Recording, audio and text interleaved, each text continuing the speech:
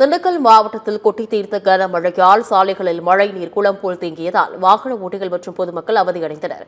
திண்டுக்கல் மாவட்டம் கொடைக்கானல் மலைப்பகுதியில் 2 நாட்களுக்காக லேசான சாரல் மழை பெய்து வந்த நிலையில் நேற்று கனமழை பெய்தது.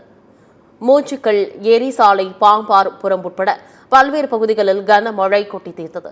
நீண்ட நாளிற்கு பிறகு கொடைக்கானல் மலைப்பகுதியில் கனமழை பெய்ததால் மக்கள் மகிழ்ச்சி அடைந்தனர்.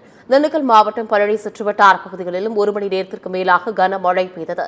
ஆயக்குடி, தெய்காரப்பட்டி, பாலமுத்திரம் உள்ளிட்ட பகுதிகளில் மழை பெய்தது. திண்டுக்கல்லில் கனமழையில் அடைந்தபடி போக்குவரத்து காவலர்கள் போக்குவரத்தை சரி செய்தனர். மாவட்டத்தின் பல்வேறு பகுதிகளில் கொட்டி தீர்த்த கனமழையால் சாலைகளில் மழை நீர் குளம் போல் தேங்கியது.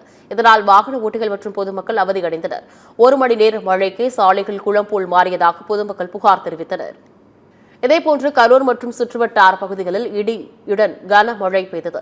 காலை முதல் வெயில் வாட்டி வதைத்த நிலையில் இரவில் கனமழை கொட்டி தீர்த்தது. கரூர் மாநகர் பகுதியில் 1 மணி நேரத்திற்கு மேலாக பெய்த கனமழையால் கரூர் பேருந்து நிலையத்திலிருந்து திருச்சி செல்லும் பழைய பைபாஸ் சாலையில் மழை நீர் குளம் போல் தேங்கியது.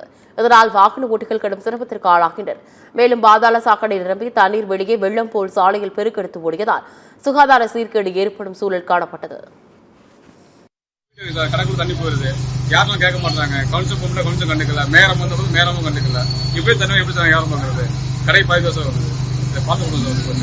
மலைக்க பாருங்க, எப்படி திண்டுக்கல் நகரமே தண்ணியில மூழ்கி இருக்கு பாருங்களேன். கச்சல் சீட்டு வண்டி போக முடியாம 1.5 மணி நேரம் டிராபிக் ஆயிடுச்சு.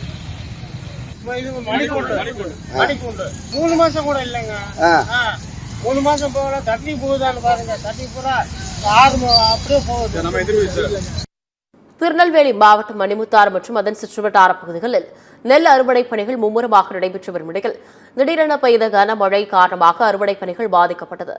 அறுவடை செய்யப்பட்டு கொள்முதல் நிலையங்களுக்கு அனுப்ப தயாராக வைக்கப்பட்டிருந்த நெல் மூட்டைகள் மற்றும் குவியலாக கிடந்த நெல்மணிகள் மழையில் நனைந்து சேதமடைந்ததால் விவசாயிகள் வேதனை அடைந்தனர்.